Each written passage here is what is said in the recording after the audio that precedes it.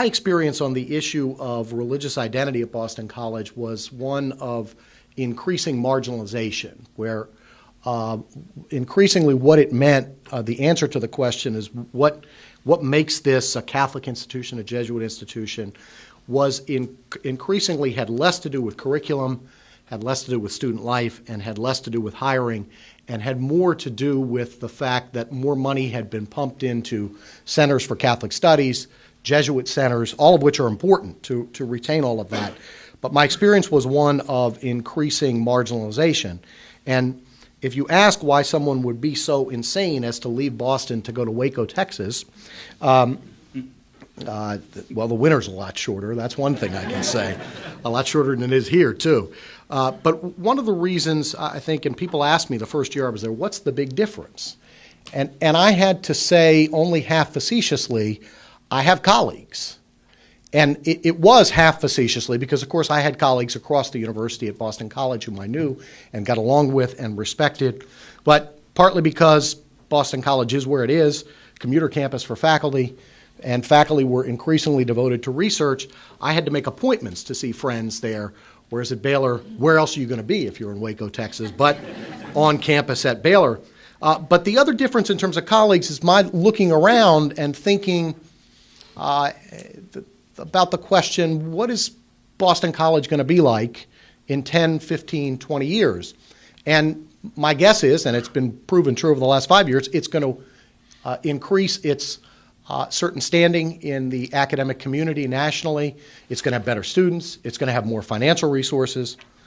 But it's also likely to be a place where my colleagues would be very good colleagues in many ways. I'm not saying anything critical of these colleagues, but colleagues who were less and less interested in, enthusiastic about, and committed to the religious identity of the institution.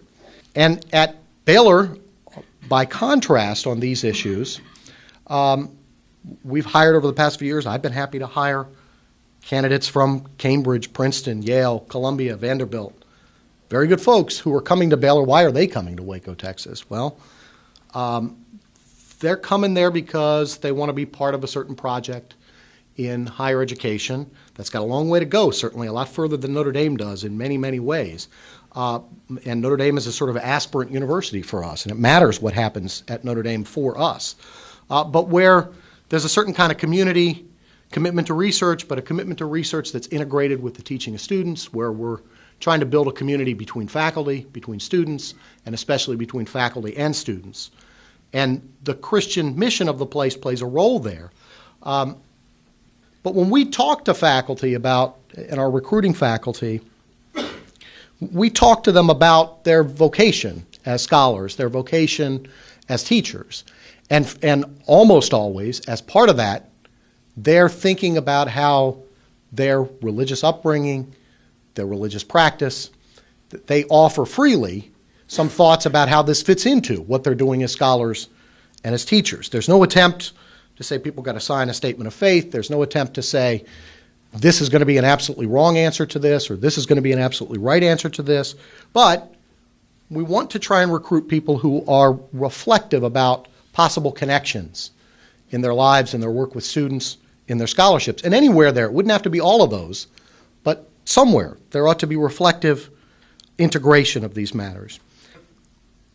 Baylor aspires, these ambitions that Baylor has to be a top-tier research institution while not only maintaining but deepening its religious commitment. I find very exciting. In some respects, I find myself having a greater freedom there as a Catholic to do the sort of things I want to do than I did in some ways at Boston College. And I think this matters for the lay of the land in higher education. We talk a lot about diversity. I think institutional diversity matters. I think it would be a bad thing if, certainly we all want to look like Harvard in certain respects, but we ought to take note of some warning signs from Harvard. We had at campus at Baylor a year and a half ago Harry Lewis, former dean, who was kind of ushered out under Larry Summers and wrote a book about his experience, partly about his tensions with Summers, but it's a book called Education Without a Soul, How a Great University Forgot the Point of Education, and it's about Harvard. And it's about the crisis he sees at Harvard having lost its sense of what it's educating students for, the purpose of education, And the problems that research universities have because of increased specialization amongst the faculty, isolation of the faculty from one another, isolation of faculty from the students, these are matters that as religiously based institutions, we ought to have correctives to and for. But we can only have correctives to and for these things if we're willing to think critically and creatively about academic excellence. It is sometimes an objection to hiring for the sake of mission that we don't want to give up on academic excellence. And this is a serious problem. It's a serious issue. It's not easy to find people who fit all the things you want. Certainly at Baylor it's not, and certainly it's not here. But sometimes this notion of academic excellence is introduced not as a problem or a question at the beginning of a conversation, but as a conversation stopper. We set aside hiring for mission and religious identity in any serious way because what we're really concerned about is academic excellence. Well, we ought to be more creative than that. We ought to be less cravenly beholden to the standards that we receive, especially when what we're hearing, Derek Bach has a book out worried about Harvard as well, when we're hearing from the top universities that we all want to be ranked adjacent to or above, is that they're in a serious crisis. These are not religious people at Harvard who are saying this. These are secular, mainstream, intellectual liberals with great experience across the country in higher education. It would be a real shame at this point in time, with the enormous resources, especially that a place like Baylor has, Notre Dame, if we were to use those resources simply to passively imitate what's out there when the impulses, the signs coming from those places are that they are in need of real help on issues where our hiring for mission could provide a serious corrective. It's very important that as Catholic universities, we have something distinctive. We have a tradition.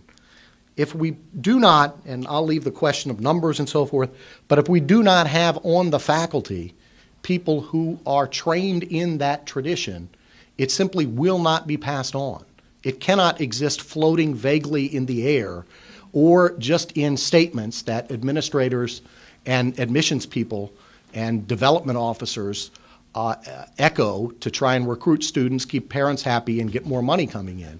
It's got to be physically embodied in the lives of teachers in various ways. There's no one rule here.